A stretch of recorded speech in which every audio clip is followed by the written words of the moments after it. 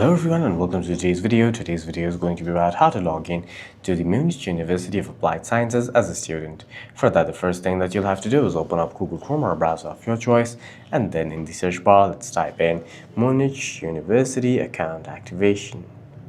That is Munich University Account Activation, and then you can hit go or enter on your keyboard. Scroll down and then tap on the first link. Scroll down one more time and then tap on LMU user ID.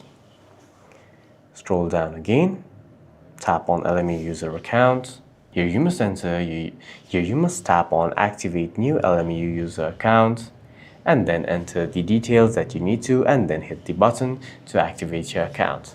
After activating your account, you can head back over to the login page and enter your username and password to log into your account.